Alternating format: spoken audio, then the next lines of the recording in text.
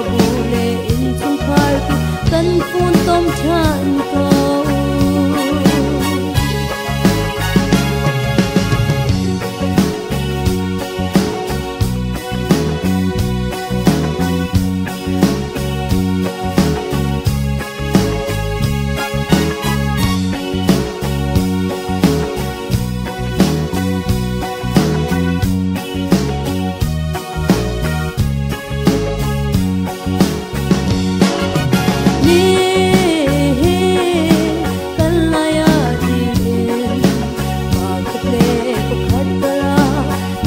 nak sar thalo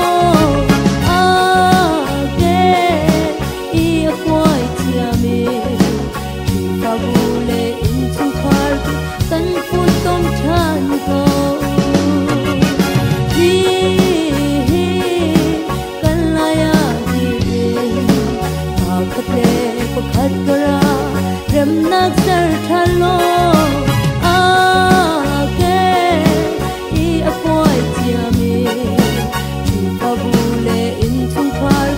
kan phun tom chan